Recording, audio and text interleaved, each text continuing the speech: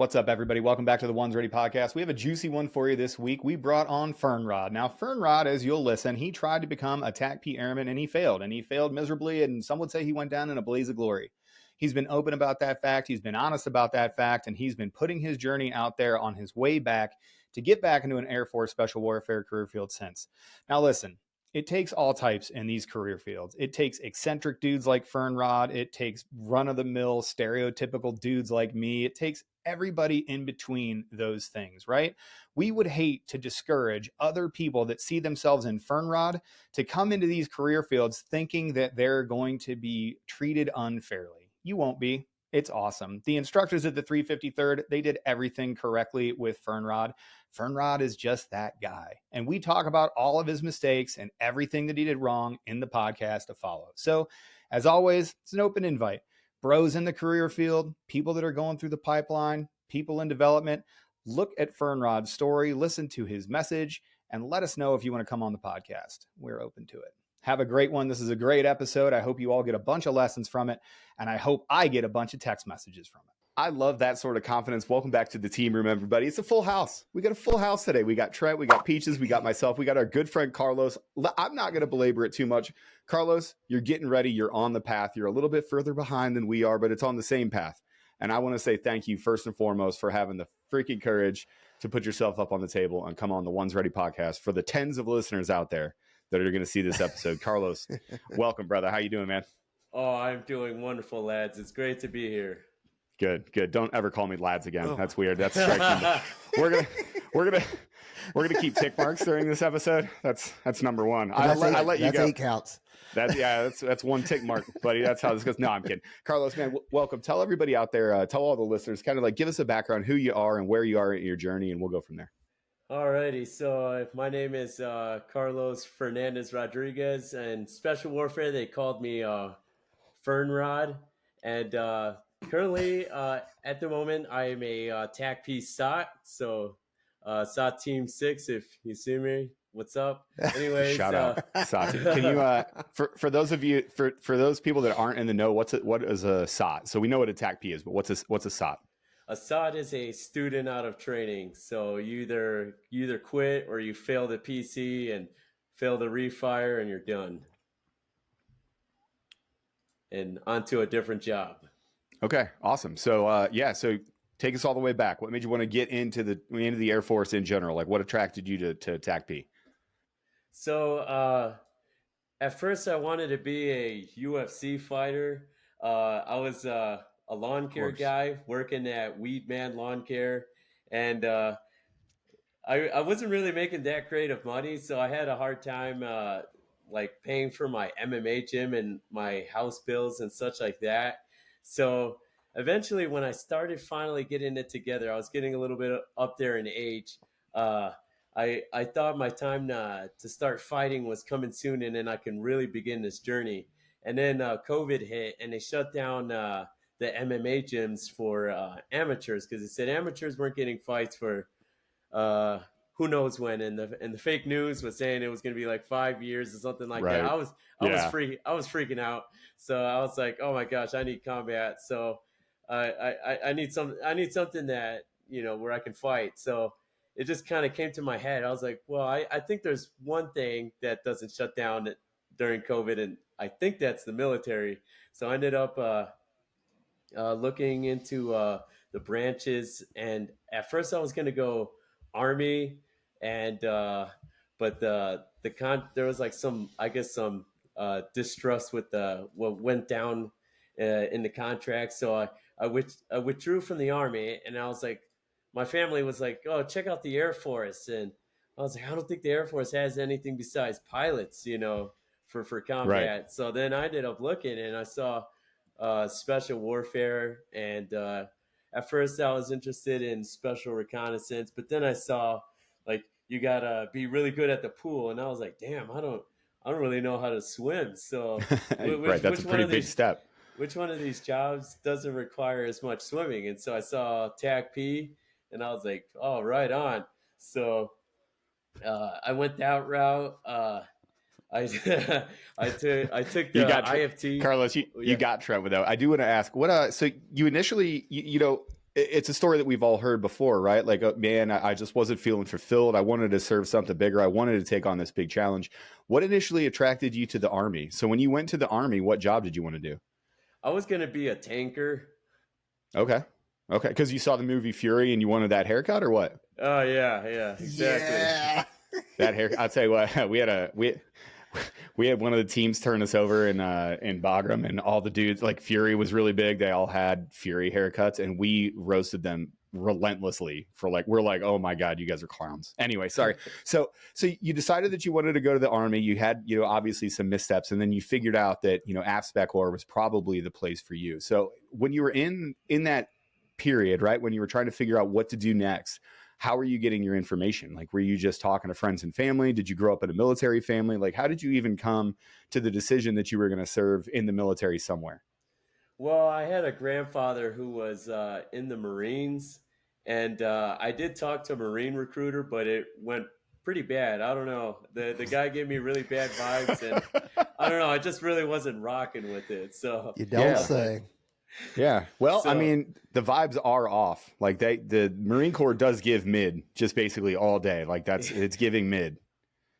True. So I thought TACP, when I was like thinking about like TACP, and then obviously so I withdrew from the tanker contract because they promised some enlistment bonus, and they said it was going to be like when I was going to ship out, and it wasn't in the contract. So that's why I was like, I'm not rocking with the Army. So that's why I withdrew. So the Air Force they were just very honest. I really appreciated the honesty. So I looked into what does a TACP do, and honestly, I kind of thought that they were a more effective weapon system than a tank can be. Even though you're not as armored, I think the offense is just like off the charts. So that's why I was like, you know what? I think this would be a better fit for combat instead of the M1 Abrams tankman.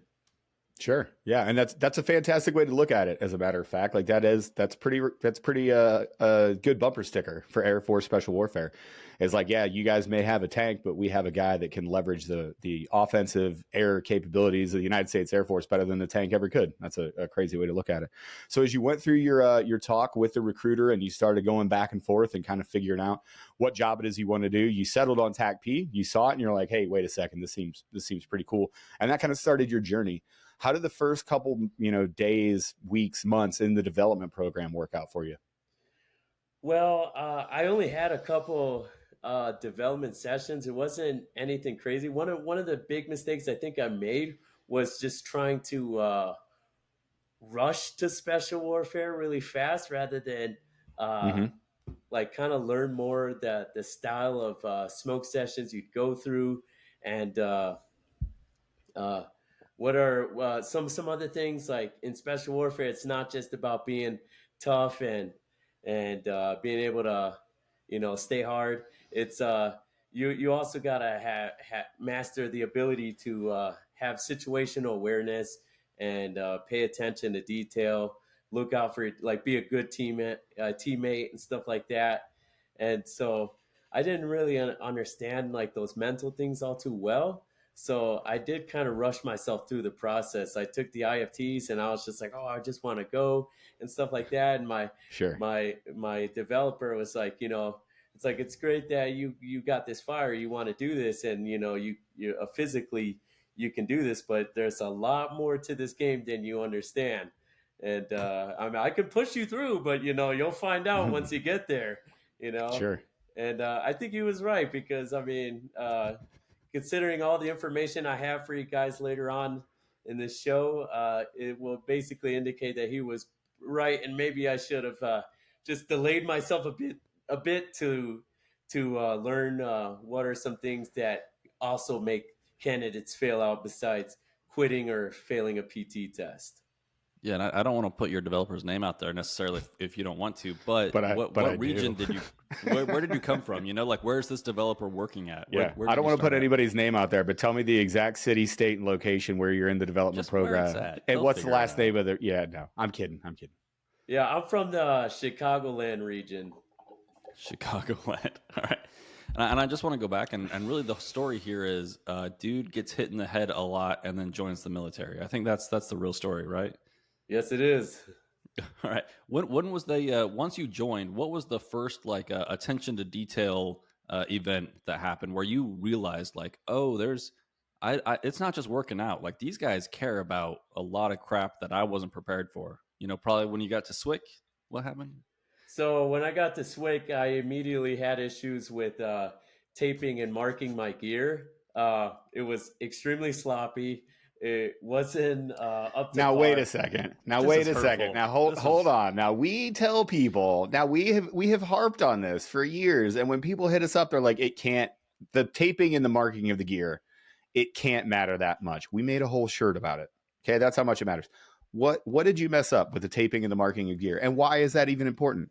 The worst part was the mask, because you got to get the sticky. Well, you got to draw, like, write your name on the sticky side, and then stick the sticky side inside the mask and have it like perfectly like that. It's kind of like a crescent moon, but more like a straighter crescent moon. And yeah, I had like all kinds of like space, and the writing was sloppy. Cadre couldn't read it, and but you made it through basic military training in the Air Force. What didn't all your experiences in BMT lead you to this point where you should have attention to detail and be able You're to a professional airman. You're ready to fight the nation's wars after basic training. That's what I've been told. Is that not the case?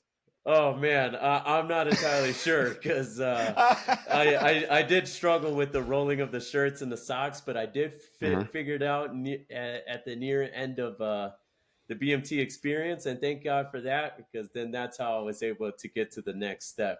But it did come with a lot of help from my teammates. The BMT experience sounds like the least popular Vegas attraction, right? Like, hey guys, you guys want to go to the BMT experience? But like, not fucking really, you know? No thanks. No, sorry. So was that surprising for you as well in BMT? The whole attention to detail, rolling your socks and your shirts and all that other stuff? Yes, because I don't know why, but I thought I was going to be shooting more and stuff like that. Maybe have a little bit of some combatives, but maybe I guess that's Marine Corps or something like that.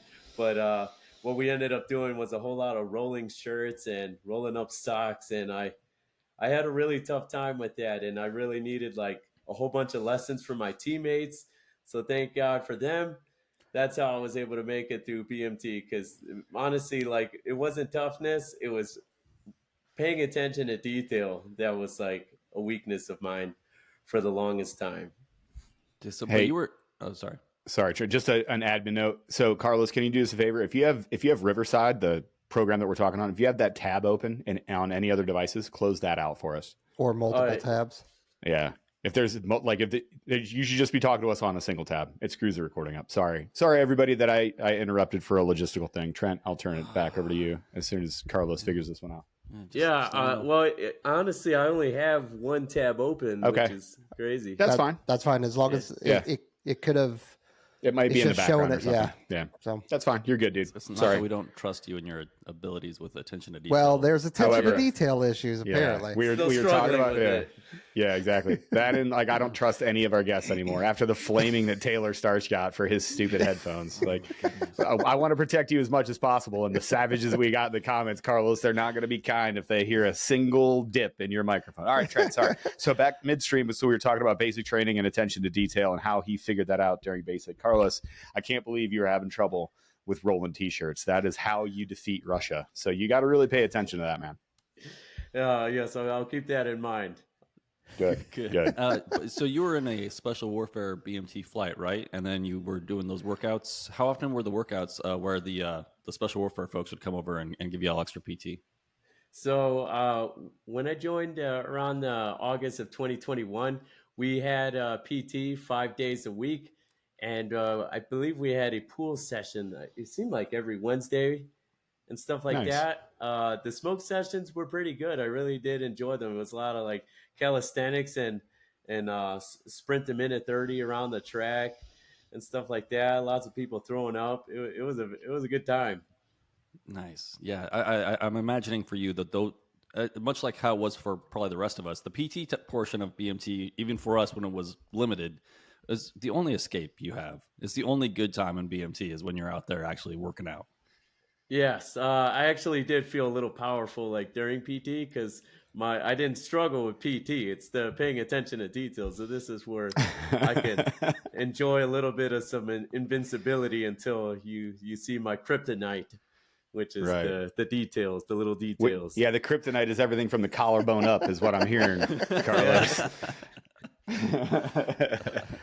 All right, so you've done a little bit of research, but at BMT and then as you go over to SWCC, you start learning about the other career fields. Was there any point when you were like, maybe I don't want to be a TACP and I want to be one of these other things based on your, the cadre or the briefings that you got? You see, it's like I would have loved to have gone combat controller, but the thing is, I was a pretty bad swimmer. I figured out like how to do simply the underwater, but I didn't know how to. Well, I have really good news for you. Do you want to try combat control? Because they're not going to dive school anymore, and you can't fail out of pre-dive for quitting in the water either. So you're fine. As long as you don't quit, you can fail every event you want. You want to be a controller now? Congratulations. Well, yeah.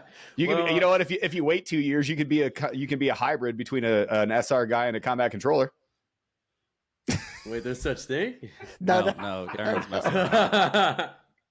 But am I? Easy, But am I? I'm kidding. All right. Let's wait until the official guidance comes out. Right. Oh yeah, official guidance. Oh yeah, that's the rumor mill. Yeah.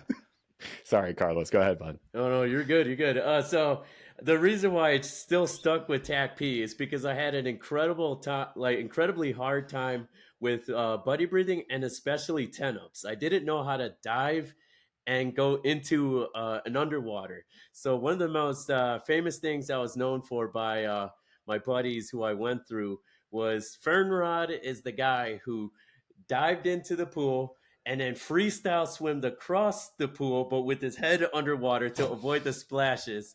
And then I would dive down, touch the crack, come up. And I never heard the end of it from instructors. They were always screaming at me, but I was like dead afraid of 10-ups at that time. So, okay, I just want to make sure I'm understanding this. You would dive in freestyle with your face in the water, and then once you got to the edge of the pool, you would go down, touch the crack, and then come back up. Okay, I mean that's very inefficient. Yeah. Okay. All right. Fitness was on point though. Yeah, exactly. You know what I mean? Right, Aaron. I think you're on mute, buddy. Yeah. Yeah, he was a little bit on mute. Yeah. Good thing. You know what? Don't let him give you any shit during this thing. Yeah, don't let me. Yeah, I'll tell you what. I put it on mute because you started talking about that retarded way you were doing underwaters, and it made me fucking murderously mad. So, 1647, Peaches, we're probably going to need a clown horn because I was so mad that I was on mute and I was raging to myself. Carlos, that is an inefficient way to do that. Where did you learn how to do that? And what was your reasoning for completing it that way? I thought of it on the spot because when I dived in, like I said, I didn't know how to dive at the time, but I promise you guys I know how to. You can see it on my Instagram with how to do a 10-up video. But anyways, I did that video to prove a point to a lot of my buddies who made fun of me for the longest time. But anyways, the way I would dive is I would belly flop. Everybody was ahead of me, so then I would be behind them, and I was constantly getting side kicked underwater, just left, right. They're just eating blows. So this is amazing. Yeah. So I had a terrible time with that. So I was like, all right, absolutely not. I need to figure out something new. So that's when after I actually completed that underwater after eating 20 side kicks to the face because these people were frog kicking. I get up and then I was like, all right, I'm going to do something new. And then, yes, that's brilliant. Dive in, freestyle across. My head is still underwater. I'm still doing a breath hold, and I can go down, touch the crack like they'd like, and complete the 10-up. But you know what? They weren't having it. I bet the instructors were like, you know what? This is not what I briefed, and no one has ever done it like this in the history of the world. But you know what I like? I like that this guy's thinking for himself. Let's get this guy to CAG right away. The Army, SMU, get him out right now. Get him into the CIA. This guy's you were like Will Smith. Remember in the old Men in Black movie where he pulls the table over like the other person? Yeah, he was 4 years old. Anyway, Will Smith like pulls this table over. It's all loud because he wants to use the pencil to write on the thing. That's you. You figured out a new way to do it. I imagine the instructors thought you were a really cool guy. What did they say when they saw it? Oh, they said, "What the hell are you doing, Fernand?" That sounds. I really hope it was like Eric Bearden or somebody like that that just saw you and just Say, rage. like, Mike yeah. Perillo, like, Oh, well, just wait a minute. livid. So you're 2021? Are you in SOT now? So 2021, that's probably like Spencer Boss. Mm-hmm. Who were your instructors then? The instructors at the time. Yeah. Oh man, I hope they don't come after me for this. But we had. Trust me, they All won't. right, so- Nobody listens to this podcast. They don't. They dude. definitely All right, don't so listen. we to had, it. Listen, hey, listen, buddy. We invited you on this podcast. That tells you exactly how popular we are. All right. Yeah. So we should take it easy, buddy. Like, sorry, that's a joke. Haven't we've had Mike on, right? Pearl? Yeah, Mike, and, Spencer and Boss, Neely, and we've Neely. had Spencer. Mhm. So maybe one of those guys. We had Sergeant Boss, Sergeant Trish. Who else? Sergeant Newton was another one. Yeah. Sergeant Gentle, who was not very gentle. He's not very gentle. Yeah. Yeah. I always wanted to be an instructor with him because I'd be like, I'm Sergeant Love. This is Sergeant Gentle. It is going to be neither loving nor gentle. That would have been a pretty great duel. Oh, man. The only way that we could have balanced that out is if there was another instructor called Fuck These Cones. Hi, I'm Sergeant Love. I'm Sergeant Gentle. This is Sergeant Fuck These Cones. Just count off by twos. Sorry. So what was so speaking of counting off by twos, how many times did you guys mess up counting off? Messing up, counting off. Yep. Well, hell, it was well about that. it was a lot for sure. You know, the paying This is my attention to favorite episode of all detail, the situational awareness. You know, Yeah. at times like you're waiting for you know the heads to start turning to get to you, and then you know there's three guys to the right of you that's coming this way, and then you say your number when there was still three left because you thought you're here now, but you're there. Yep. You know what I mean? And then what about like when we always make the joke, or especially me, because that's my thing, I guess. But when you say marking your gear, like we talk about marking your gear and stuff like that. Oh, you missed it. So Yeah, it's why you were gone. We talked about it. Ah. He talked about how terrible he was at it. It was great, but it was when you were restarting your computer. Oh man, He just You'll would've have to had a listen to it. meltdown. That's It was all right. Oh my god, I know. Like I felt it. Yeah. Yeah. All my gears marked these days. Good. With all the training I do, to hopefully not mess it up when I return. I'm sure it'll be pristine. I'm sure it'll make it. I'll be world class. Yeah, All right. for sure. Well, one last thing is at least for me anyway, is the cartoons. Who did them, and how many times did you show up in them? Honestly, I think I have been drawn because I got this Tony Stark beard, you know, and Wow, that is very, very nice. Wow, you went to Tony Stark, did you? Wow, just the slick Robert Downey comparison to one of the best movies of all time in the Avengers. That's who you think you look like here, and not Serge Tankian from System of a Down, and not the lead singer for System of a Down. No. Wow, you went Tony Stark, huh? Well, it's not my words. It was Attack B cadre called me Tony Stark. Who when he said? Give me his name. I'm gonna call that fucking static line. Justin Perrin. Honestly, I would like you to. You It's, leg ass static line qualified non-deploying motherfucker. Somebody lied to you. Sergeant Castro.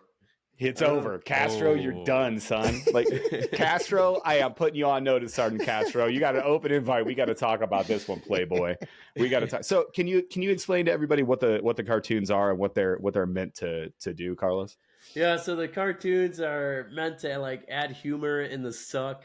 And so basically we go through a terrible day. Everybody's taking things seriously. But then when it's put into a cartoon and it's drawn in a funny way and you add funny characters and you make me look really dumb somewhere in the picture and stuff like that, make it obvious that's Fernrod.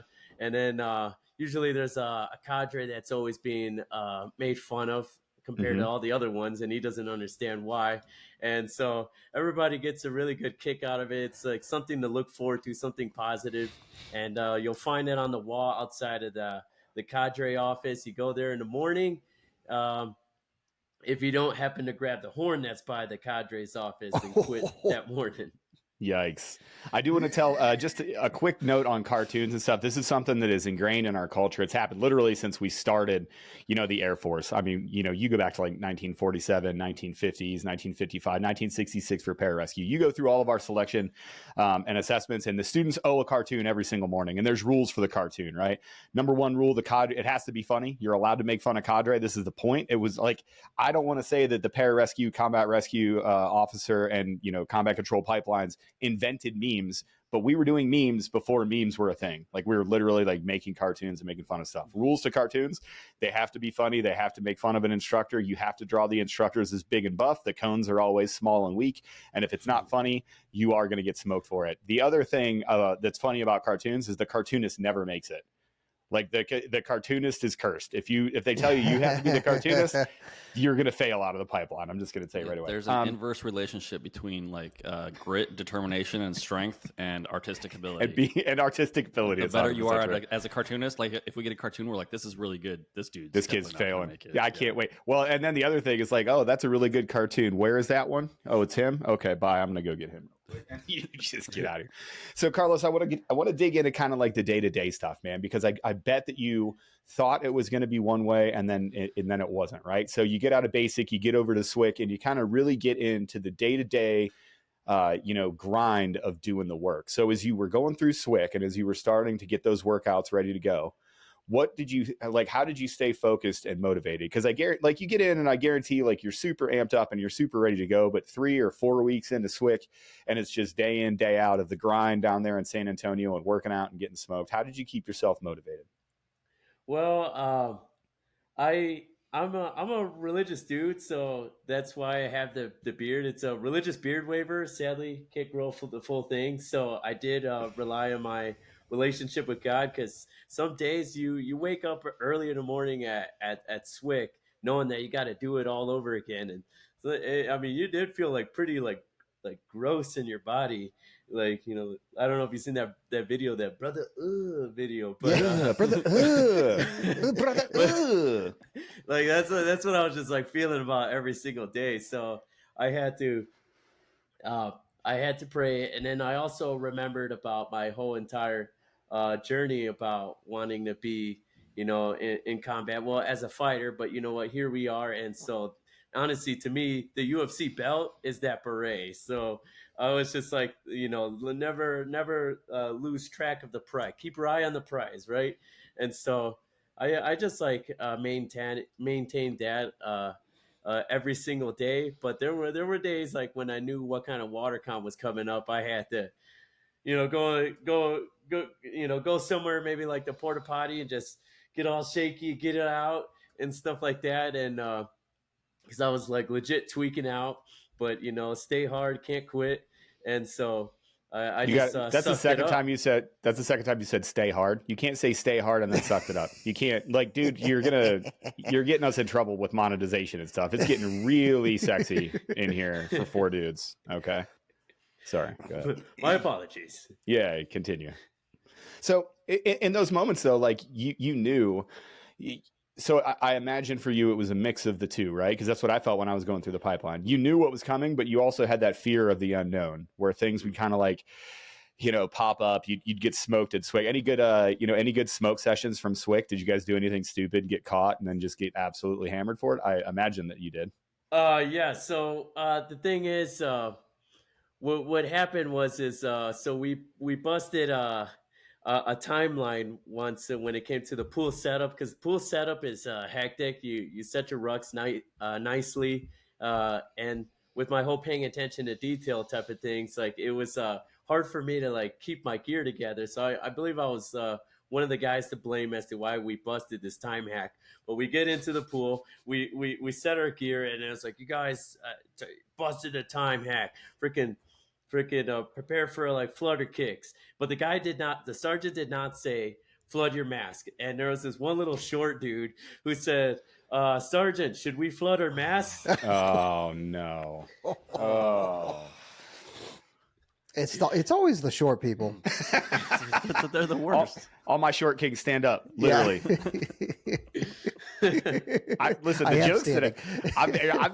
these jokes that I've been developing all day, Carlos. I'm going to tell you, I'm going to put you on pause here, and Peaches has a comment. But I had a joke about you this morning that I sent to the group chat, but I'm going to tell you now. I just got some plants installed at my house. It's really hot in Vegas. I'm leaving for a couple days. I'm hoping that the plants make it. So I texted the group chat this morning, and I was like, "Hey guys, I might be a little bit late. I got to water these plants because unlike the guests that we're about to have on, I care if they make it." It was so funny to me at 6 a.m. in Vegas that I had to send it. But since you're such a cool guy, I figured I could use my comedy hour. That Peaches, go ahead. Sorry, bud. When for those kind of events that you went through with like the time, and you said that you think that you guys didn't make it because of your time, because of you, right? Your attention to detail and stuff like that. Like that weight of everybody's suffering because of me. Like what is that? Like, is that something that's real, or is that something that me, Trent, and Aaron just kind of made up? Oh no, it's definitely real. It's for sure real. Especially when you don't have just the eyes of the instructors on you, but you have your teammates, and you got some people talking trash behind your back. It doesn't feel good and stuff like that. And I could see why it makes like people want to quit. So it's just like, well, why should I even bother? I should not keep holding these guys back. But I have like a never quit attitude, so I just kept going, even if like I just believe that I can turn it around eventually. Yeah, no matter how many times that you fuck the team, man, you just keep going. You know what I mean? Yeah, that's what we're looking for. Sorry, no, I'm kidding. It's a real thing, man. I'll tell you what. There were times everybody's going to have that day. By the way, everybody has felt like I felt like it. Peaches hasn't because he's objectively a better human, and then Trent's never been through a selection course. But I'll tell you what, man. When the team is getting smoked and it's your fault, like I have a distinct there are like 3 chiefs that are like in very high positions now that are good friends of mine that I went through the NDOT course with. And they all have the same story about me, which is one day there was already an instructor that was on the pad, and I called the pad to attention for another instructor that walked out. And all of these instructors were getting ready to go with a different team to the obstacle course. So they were leaving the training annex. So the one dude, they dropped us. They're like, and like, it's funny. As soon as I call the area to attention, my good friend looks at me and goes, "Oh no, Aaron." I was like, oh no. So we get dropped. Well, all the instructors left. We were in the front leaning rest position for like 3 hours on the pad. Some other instructor walks out and is like, "Hey, you guys need to recover and go to lunch." We're like, "Negative, Sergeant. You're not the one that dropped us." And he was like, "No, listen, idiots. The chow hall is going to close. There are no instructors in this building. They're all out. And they don't have to come back to this building either. They left you. So I'm telling you, if you want to go eat, you should recover yourself and go eat. But if you want to stay here with no one in the building, go ahead." And we were like, okay. But that was my day of being a total a-hole to the team. And it's just going to happen. How did you, usually you rely on your team. Somebody comes over and says, "Hey, man, that was stupid." However, it's not the end of the world. Did your team rally around you, or did your team have that culture built where you were like, "Hey, making a mistake is okay. We're gonna support you in that event, but you can't keep making stupid mistakes"? Like, how did your team deal with those interpersonal, mess ups? Because we all have them. Yeah, so my team was I had a lot of good guys that I could tell that they were like frustrated with these things, but they had a really big heart. So they wanted to work with me a lot. Sometimes they would cover for me, and I feel pretty bad, and they cover for other guys, but they covered for me a lot. And but they were like doing their best to give me like really good criticism that I guess like didn't hurt my feelings, but really they should have just like hurt my feelings, because sometimes you just need the less. lighter, under the cheeks, to make you, get in motion. So yeah, so there was that, but then there were some individuals that are like, "Fernrod, like stop being a friggin' retard, dude." And That's that good input you need. so you got the mix of both worlds. Sure. As you were going through SWIC and you were figuring out, the day to day, and you were getting into it, and you're getting close to the end of SWIC, right? Like there had to be a feeling, especially like that last week, the last 2 weeks, where you were like, "Holy cow, it's getting real," right? Like I'm starting to get through the end of SWIC here. I'm starting to feel good. At the end of SWIC, how physically prepared did you feel like you were? Truly, I actually felt the most prepared when it came to running. I felt like I was able to run forever. My speeds were faster. I hit pull up PRs, which is crazy because because I've heard of some people say, "Oh, I like lose numbers because we're like working out full body every Mhm. single day." But for some reason, my numbers were going my numbers were going up. The only thing that I really struggled with would be like carrying, like when we would do like strength and conditioning, would be like carrying like a heavy 100-pound ball because I like lost so much weight. Like I'm already like a skinny guy as it is, so I lose I did lose like 10 pounds or so like that. So I did struggle with like carrying heavy weight, but as long as the ruck was cinched onto me nicely, or we were doing calisthenics or running, honestly I felt like my numbers were better than ever. And I showed up into TACP, I think, like one of the better athletes when it came to running and calisthenics, especially. How was your eating? Like, what I'm asking is like your caloric intake. Were you just throwing down food? Because you're right. I mean, yeah, you do have some people that PR and in the gain, and like I gained, but I could only go up out of basic training. Like I had lost so much weight, and I didn't have a special warfare flight, so I could only go up out of basic training. But there were definitely people that struggled, and I struggled later on, like a dive school, just because I wasn't eating enough. So what was your eating like? So I would ask the team leads like what the schedule was, and all my eating, the big part of eating would happen when it's not before the pool, because I wasn't trying to do a number two in the pool or the other way, So I was I really like how you'll afraid of. talk about pooping in the pool, but you get like demure when you talk. You won't say that you threw up, but you'll be like, "Yeah, listen, I didn't want to poop in the pool because that happens all the time. But the other thing I didn't want to do, which I don't want to talk about, is throw up." Yeah. Like how That common? happens all the You know what? time. You know what? I don't want to Sometimes they come out both ends. You never know. continue. Yeah. But yeah, so I would eat really good, especially on enchilada day. Enchilada day was my favorite. Mhm. That chicken cordon bleu. Hey, bro, them hamsters. Hey, and them hamsters are popping. You don't want to pass up them hamsters. You got a fucking pool session coming, my guy. So, Carlos, as you're getting to the end of SWIC, right? Like it's gone through a couple of different iterations. So I don't know where you are in the time period. Did you have the extended training day? I'm blanking on what the name of it is. PRP. Is it the PRP? No, it's not PRP. Yeah, extended training day, 36 hours, or Sure. well, we think it's 36 hours, but we're You not think. entirely sure. You don't know. That clock is very, there are no clocks in the building. That's how you can tell. So as you went into that, like you don't have to talk about the event. The event doesn't exist anymore. They've changed it to a bunch of other stuff. So you can tell people as much as, or as little as you want about it. But the reason why I ask is because at the end of this time, you feel like you're being, you're doing as well as you can as an athlete. You're trying to get your nutrition, your hydration on point. You're feeling good. You get to this event, which is really your first reach back moment, right? It's the first time where the cadre are, no kidding, going to start really going hard at the teams here, so to speak. When you started that event, were you nervous? Did you think, how did you feel about it? The rumor mill, I'm sure you knew this event was coming, as all the Cone News Network is robust. So I'm sure that you guys heard rumors, or you saw other teams go through it. When it was time for you to start, where was your head at? So, like before, I was nervous, but when the cadre came in, the guy, I think as far as for me, if he wanted to scare me, he made a bad decision coming in with heavy metal, because that's my favorite kind of music. So he shows up blasting heavy metal. I'm like, oh hell yeah, here we go, let's go, baby. But, Can't get out of it. And so yeah, he's got the heavy metal. We get dropped in the front leaning rest, and we're getting screamed at. The heavy metal's going, and I want to have a good time with it, but my teammate next to me is like, "Don't fucking headbang, just stay squared away." I'm like, all right.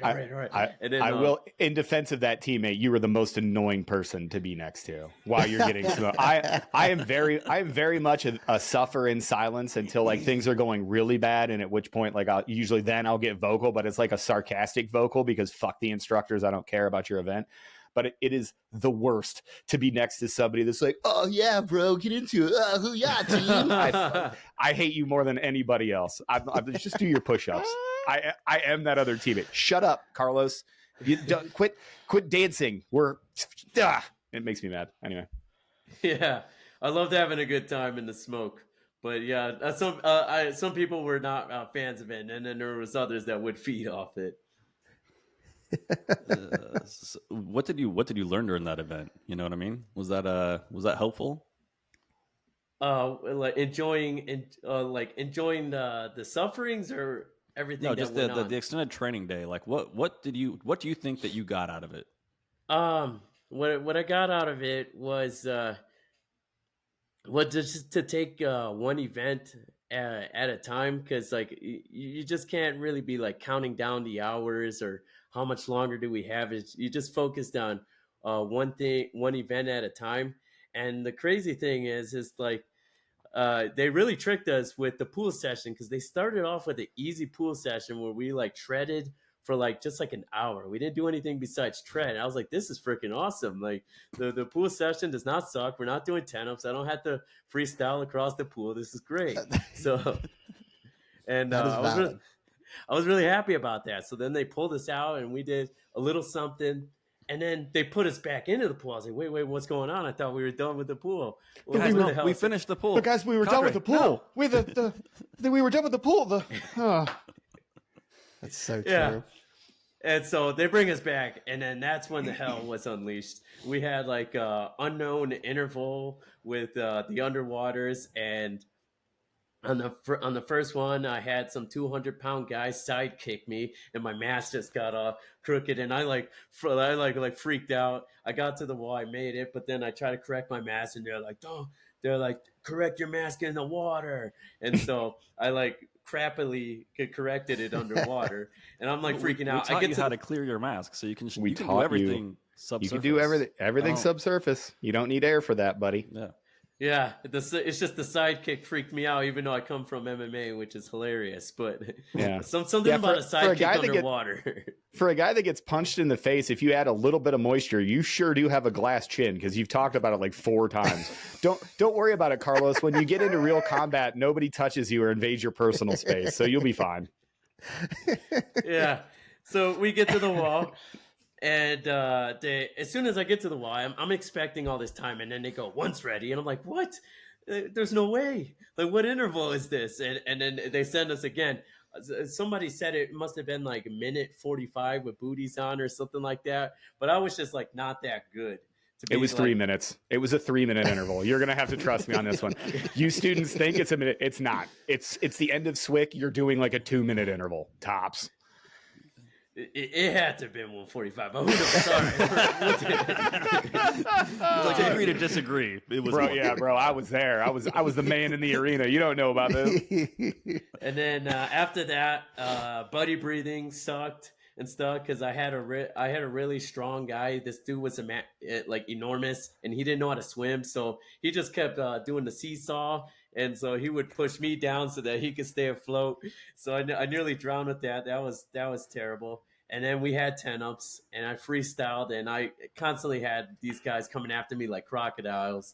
It was a scary experience. And so after that pool session, like it's really stuck with me even after all this time.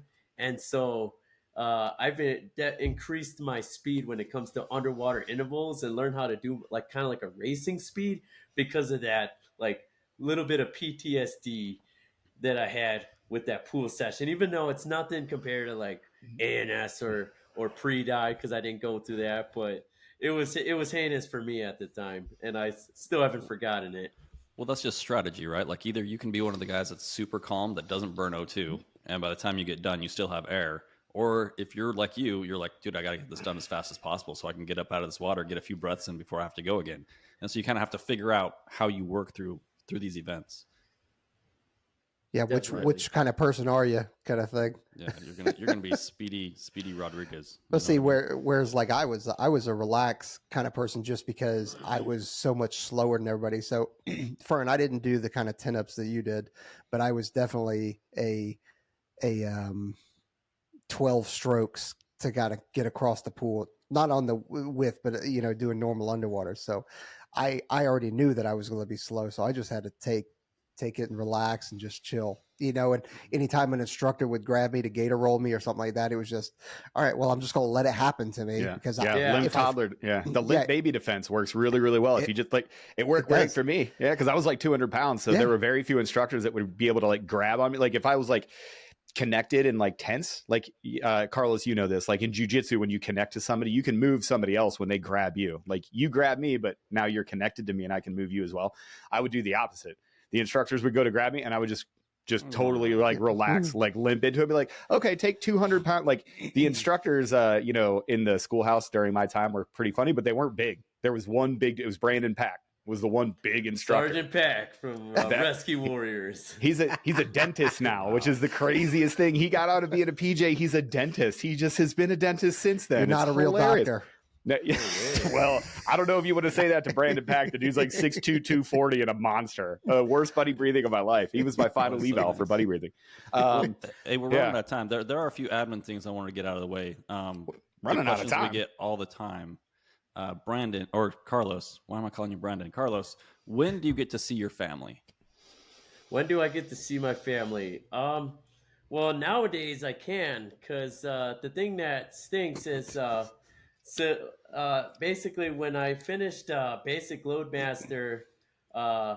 We just sped past the whole thing. We went from SWIC to Loadmaster? The whole after being because that's what I am right now. SWIC, when do you get Liberty? You know what I mean? Like everybody's always asking us these stupid questions that don't apply to the pipeline at all. They're like, when do I get to like go out in town and see my family or visit people or whatever? And we're like, don't worry about it. But in your experience, BMT through the whole thing, like when do you get to like leave base, see your family, or do any of the other stuff that we don't care about?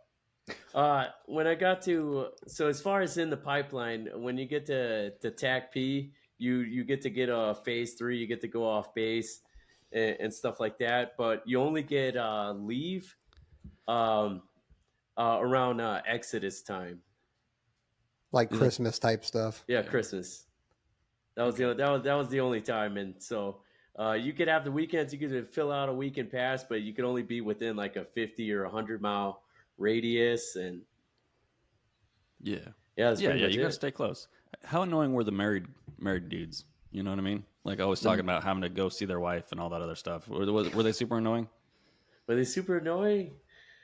Honestly, I'm not entirely sure, because I hung out with the single dudes. So the married dudes, they didn't want to hang out with us. They just wanted to be with the lady. And then the single dudes, we went out to meet the ladies. So sure, yeah, they didn't bother me too much. That went really well for y'all. I'm sure you guys 100%. crushed it out there. Yeah, you guys are 100% zero Riz, 0 out of 4 Debbie. You guys are in the corner like nobody here knows I'm a TAC P candidate. Yes, everybody here. Everybody knows. You got 511 pants on and a fanny pack and a fucking grunt style shirt on. Big old watch. I'm sure the married guys were sick of you single dudes too. That's the best part about the pipeline is like you're always just waiting for the girls to come. Newsflash. They never come. The girls never show up. It's just a bunch of dudes in the team room. So as you move from SWIC though, okay, like I just needed to ask that because we get that question a million times. You moved out of SWIC, you graduated, I guess, or they just let you go. They were like, we don't want to see you anymore. Go over to the TAC P schoolhouse. Was there anything you learned about TAC P along the way that kept energizing you, or something that was surprising that you learned about the career field as you went through this process? Well, what I learned is you had to. One thing that I learned in TAC P is that free time isn't free time. So after you get destroyed with PT, you would have academics. They would usually teach you something the day of, and then you would PC on it the next day. And so you learned that free time isn't free time because you had to practice what you were taught. Otherwise, for sure, the next day when you tested on the thing, you were going to have to refire. And I was well known for refiring a ton of times because I felt like they didn't spend like a lot of time teaching, but you really did have to pick things up fast. It's sink or swim, and there's no having fun on your free time. You rarely get it even on the weekends. Yeah. Well, we've kind of alluded to it. We said SOT Team 6. You're a student out of training, that kind of stuff. So how did you find yourself to be in SOT? How did I That's the find nicest myself? way. Yeah. That's the nicest way that Peaches has ever asked somebody, hey, why'd you fucking fail, dude? What happened? Well, I appreciate it, Peaches. So I failed out of the famous Block 2. At first, I watched back due to the map test, which was a test that harps on your ability to pay attention to detail to the fullest. It's like literally an art. And so I failed that, and I watched back, and then I went back in. But ultimately, I failed out. Get a load of this, guys. I failed out due to a PC called configuration management, which means your buttons and zippers were undone during LAN navigation. So, like, it's you get spot checked. You gotta make sure you have your items where your team lead has them.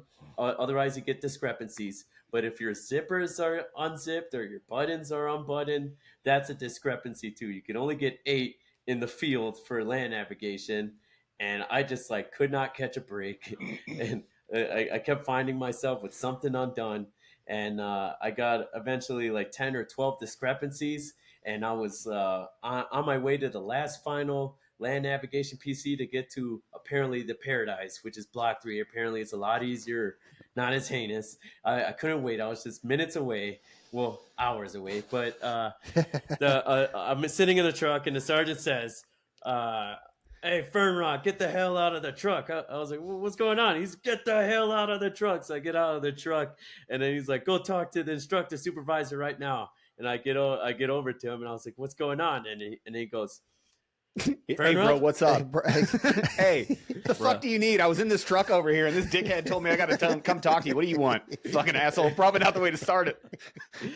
I'm an instructor supervisor. I got to be honest with you. If you came up to me and you were like, hey, what the fuck's up, Aaron? I was just in this truck over here trying to get to phase 3, and you dickheads are interrupting my flow. Yeah. I'm just vibing in the truck, man. I'm vibing in the truck with my boys over here talking about Debbie and Riz and I got this op over here talking about no cap. What do you want? Yeah. Fucking God, these cadre always need something. Fucking needy ass. So, yeah, I think I had a better approach than that. I just don't remember. But, I'm not sure, but I don't think I said that. and so he goes, the sergeant tells me, he goes, "Fernrod, you were caught with an undone zipper on your LBV. You have exceeded the number of discrepancies for configuration management. Therefore, you are out." And Dude, man, it was a punch in the face. I was Yeah, going no to say, kidding. yeah, did that realization, like, did it hit you right away? Were you just like, wait, what do you mean I'm out?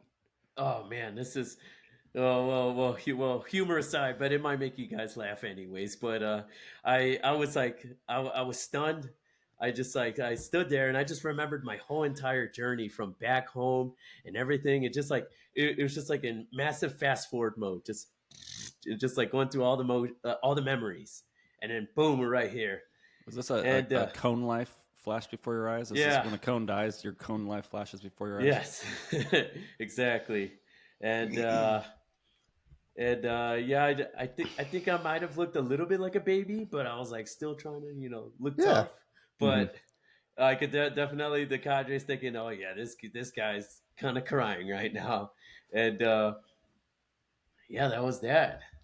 Well, man, I'll be the first. Like, I know we've joked around and I know we've been giving you a lot of shit, but man, that's your whole life. Man, Yep. you killed yourself to get to that point, and you should feel sad. Like, I'll tell you what, if you were just like, yeah, he said it, and I had to leave the team, and it sucked, but it really wasn't that big of a deal, I'd be like, wow, I don't want you on the team. Like, you don't seem like you care about this at all. So, man, I'll be the first one to tell you, man, and I'm not joking around at all. Like, you should have felt upset. You should, Forrest Griffin, very famously, he got knocked out. He woke up. When he woke up in the cage, he looked around and put 2 and 2 together. What happened? And he started crying. And everybody lambasted him for it, right? Like, everybody in the UFC world was like, oh, I can't believe you cried. Forrest Griffin's like, how about you shut up? How about you find something that you care about enough that you cry when you fail? How about you find something enough that you dedicate your life to? He was like, I dedicate my life to fighting in the cage. And I woke up and I found out that I wasn't good enough as a man and I got knocked out. How about you find something that you care about enough that you would cry when you fail? So, man, I'll tell you what. Yeah. I know what it felt like when I left the pipeline the first time. I know what it felt like the years afterwards. I know what it felt like the way back, because I had to crawl out of the hole that I was in and figure out a way to come back. So don't you ever apologize for being emotional, man. Hear it from me, like, good. I'm glad that you're emotional, because it probably fuels you. And so piling on to that, then what, like when you, because there's got to be some kind of resentment too. You're like, dude, what the fuck, man? It's just some buttons and some zippers. And I'm sure when you talk to your family, you're like, hey, yeah, that's what happened. And dude, still, it's just some zippers and some buttons. So one, the first part of that question is like, what were people saying to you? The second part is, do you understand why that is important? As silly as it may seem. Yes, I do understand. At first, I did complain to my teammates, and then I complained to my family, and they're like, "Yeah, this one, the one instructor that you argued with, that you fought in combatives and stuff, who failed you, and then you passed on the refire. It ends up being your guy to watch you during land navigation. It's just a conspiracy theory that. But I felt like he was on me. I couldn't catch a break, but that's not the truth though. I should have been on my game. I should have been on my game. It doesn't matter who it was, if it's the guy that I ticked off or the guy who likes me the most. I should have been, on my game and stuff like that. And the thing is, TACP really does harp on to that, paying attention to detail, because when you're calling in the airstrike, you could accidentally drop that bomb on you and your buddies, or you could drop it on a good family, that doesn't deserve it, when the enemy's like over there and stuff like that. It was really easy too to see when we did the map test that you being a few coordinates off lands completely away from what you're intending to land on. And so you must always get the right coordinates, and you got to have the right gear for the job, and everything's just got to be squared away to be able to do a job like this. Well, and you said a good lesson in there, man. Like you echoed something that we say here all the time, which is be undeniable, right? We say it with fitness a lot. That's where we make our home. We're like, hey, you need to be at such a place on your IFT that you're not close, that an instructor can't take away a couple of push-ups or a couple of pull-ups. And that's the difference between you passing and failing. And it's the same with you. You want to, it doesn't matter if you're always going to have instructors that don't like you. I can come up with 5 instructors throughout my pipeline right now that just did not like me as a person and didn't think that I should be a PJ. And if there was ever a time where they could have been subjective and it was close, I knew that I wasn't going to get that coin flip. Like I 100% knew, like, there are always those instructors. But what you have to do, and everybody out there that's listening, Carlos, man, you put it perfectly. And what a great way to say it. You've got to be undeniable. You have to be so good that it doesn't matter if the instructor doesn't like you. You can't ride that line of barely passing, because then stuff like this unfortunately happens. And good, bad, or indifferent, it's not a conspiracy theory, man. You had a tough instructor. That instructor held the standard, and unfortunately you didn't make the standard for that day. But that's a lesson, and it's obvious that you've learned from that lesson, man. So kudos to you for being able to figure that out on your own, because a lot of people don't have the self-awareness to figure that out on their own. Thank you.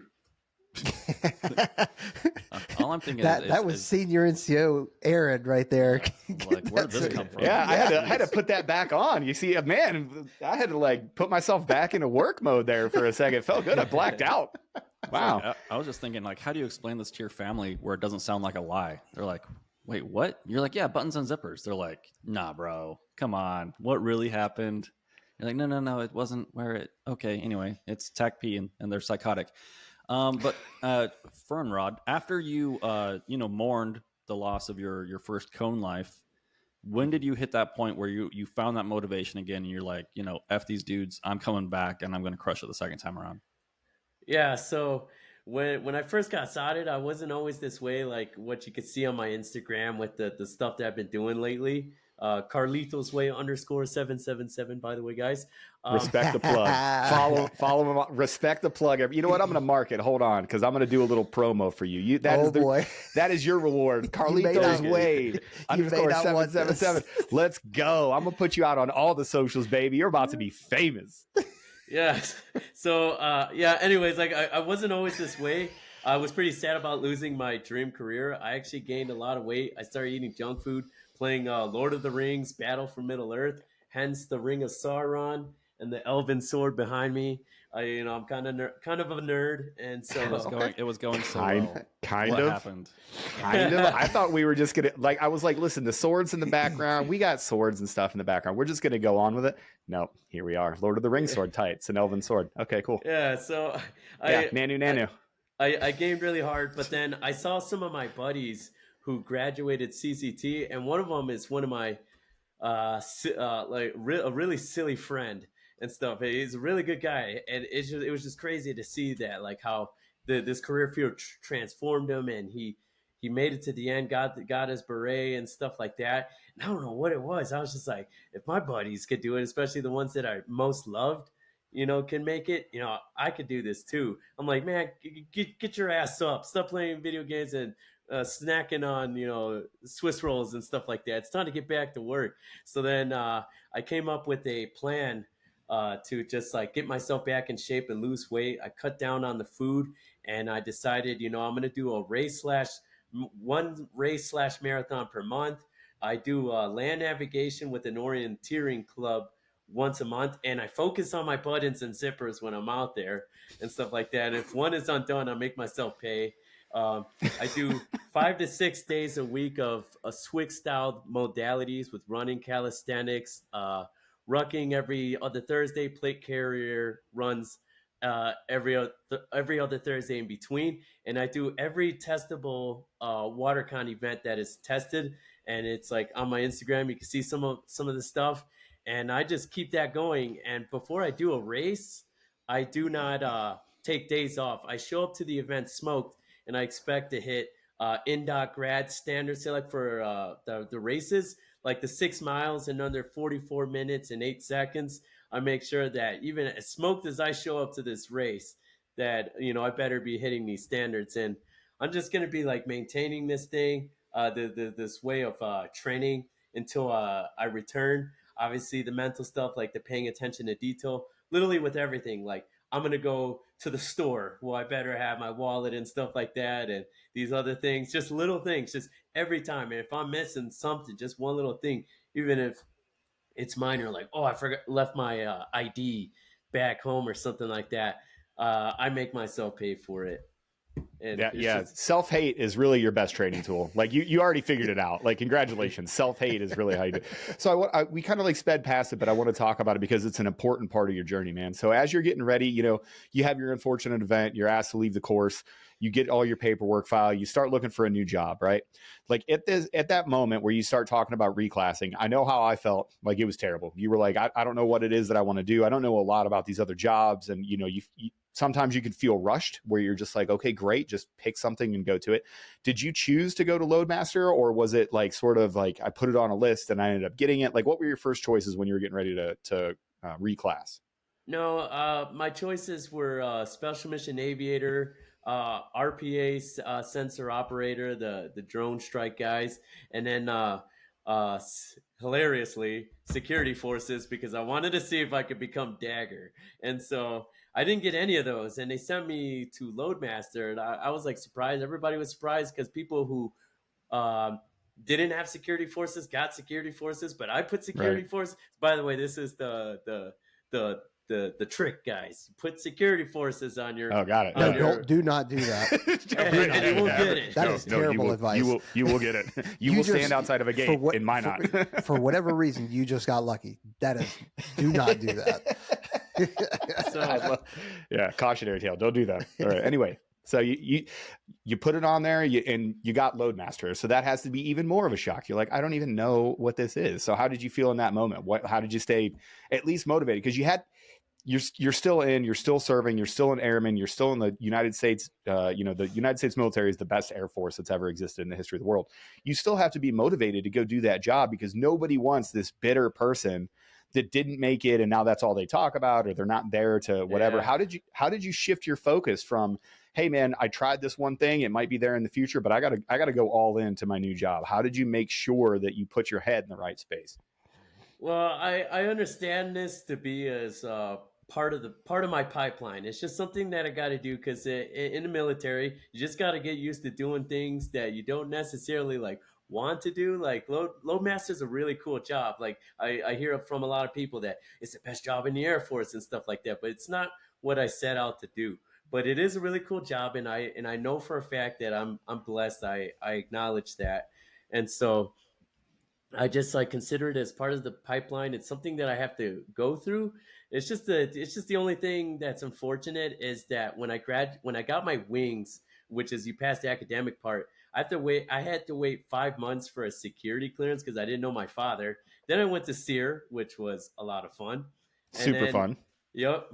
And then I got to Kirtland because I work for I'm supposed to work on the HC 130J, which is search and rescue with the PJ. So that's cool. I get to be with them still. But Mhm. the thing is, the pipeline underwent some changes, and so I've been sitting out as a detail airman for about 6.5 months. So that's how I've had a lot of this training to be able to like like that. That's why I've been training so well at the pool, and I can do like a lot of pre-dive events and stuff like that because I've had all this time. But I'm going to be starting up in August, but they tell me it's going to be 9 months of flight training, and then I got to do a year on station. But I'm just really hoping that after the 9 months of training here, just like I fully qualified to do a loadmaster type of job. The loadmaster job. Um, Mhm. I can put in for my packet because it's gonna be well over 2 years since I got sodded, and I Mhm. was just like really hoping that there's like hopefully I can come across someone that knows like how to help reach out to the career functional manager and make that happen or something like that because it seems Yeah. like with Nope, these we don't know delays anybody. I'm kind of yeah, That's pretty funny. I'm kind of stuck with the Yeah. delays plus how much longer I have. It looks like I have almost an additional 2 years from this point, and I've Mhm. already been sodded a year and several months ago. But I really hope to return real soon. I feel pretty ready, but in the meantime, I'm still gonna keep working on my weaknesses and such like that. That's awesome. So you had some problems in the first time through tech school. So when you were, block two, you went and you learned those lessons. What lessons did you use from your TAC-P experience in the TAC-P pipeline in your Loadmaster pipeline? Because you were successful there, you crushed it, you got your wings, and now you just get sick. Like for those of you that aren't tracking, being a detail airman, you kind of like show up and you just sham. You just scurve. Like if you're not at the place where they need volunteers for the day, maybe you just go work out 2 or 3 times. You're getting paid by the Air Force for 6 months to be around, which is pretty great. So that's nice. Like, what lessons did you learn from TAC P school that actually helped you succeed in your current tech school now up to this point? Definitely the organization because in basic Loadmaster course, you have to that you basically get taught things. Kind of like TAC-P, you get taught things the day up, and you test on it the next day. And aircrew expects you to get 85% or above. If you get below an 85% on a test, it's a failure. You fail two in the same block, you're out. You can never try for aircrew ever again. Or if you fail 3 tests throughout the whole thing and stuff. I failed one test, which I got an 80%. And so it's just really that heart paying attention to detail, especially what I experienced with the map test. Like I made sure to go over my work 10 billion times before I submit it because I wasn't going to risk just those few little mistakes that send me literally out of the career field. Yeah. Yeah. And I'll bet that has to be, weighing heavy on your mind is like now you have that experience. You know that we are going to focus on things that you may not even understand, buttons and zippers and making sure that your noise and light discipline are good. Like now you realize exactly what attention to detail means. And now you realize how dialed in you have to be for every single event. And there's a purpose behind it. And that's awesome. As you've been training and as you've been, getting ready to go back, your relationship with a lot of these folks has to have changed, right? Like the people that are making it now that were on your team that are either in the career field or out there doing different stuff. I'm sure that you guys have grown apart. So what support system are you using right now for your training? Obviously, go follow Carlito's Way. Is it _777? Yes. Solid. I got you, bro. Go follow Carlito's Way _777 over on Instagram. But how are you building that community? As you're putting yourself out there, showing people how to do these exercises, showing people how to set pool stuff up, like that's all super valuable. how has the reaction been amongst your peer group, and how are you maintaining close contact with the people that you want to, eventually be and that you're emulating right now? So I'm more connected with the people who I went through the pipeline with. I'm more connected with them than I am with the air crew, because the air crew guys, they're not really entirely interested in doing these crazy things, but like that I do. The three of them said they were going to go to a half marathon with me, and I show up and none of them were there. I'm like, oh my gosh, this is why I miss Special Warfare. I would have had a whole bunch of guys that are here to freaking destroy me. Hey, so I'm not going to let you talk too much crap, man. Like, you haven't seen the entire world yet. You're in tech school. Yeah. You have a very narrow realm. Like, aircrew dudes are good. They do tough stuff. They just, right now, you feel a little bit misplaced because you're finding your way. But I will stick up for the aircrew bros. They're not all dorks. They're like 99% dorks. And if they fly, they're 100% dorks. But the back enders are only 99%. Shout out Snooki. Shout out Snooki. You're one of the good ones. Special mission aviators. What's up, back enders? Everybody else, you're a dork. I said it. But yeah, so the guys that I'm most closest to, there's like I would say about like 10 maybe or less than that, but they see my stories and stuff like that, and I ask them questions about like what they went through and stuff, and they're always encouraging me. They're pretty inspired, even though I'm a SOT, I'm inspired by them because they actually got their beret and stuff like that. And but they're inspired the fact that I don't quit, and that I'm like fighting with everything I can to return to this.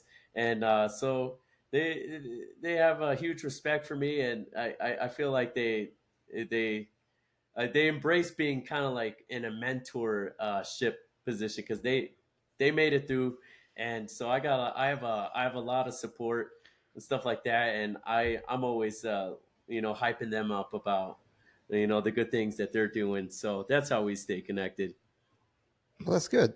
So, before I lose my voice, one of the last things before we close this out is we like to talk about, because we want people that are watching this and listening to this to actually get something and like latch onto something. And through all of our joking around and that kind of stuff, sometimes it can get lost. So what are some advice or some lessons learned that you would want to pass on to somebody and go like, man, if I knew this, things would be different, other than making sure your zippers and buttons are all closed, or land nav, some other stuff that you have that you would want to impart on somebody? And this is, I'm all here to tell you, dude, this is all part of doing what you're coming to do, whether you end up being a load master, whether you end up being a TACP. Like, right now it's about you, but here pretty soon, like in the next couple of years, it's not going to be about you. It's going to be about the dudes that you're developing. So Definitely. This is your kind of first opportunity. Like, so what you got? So to answer that, this career field is not, like I said earlier a while back, it's not just about being tough and how good you are at PT. Like, this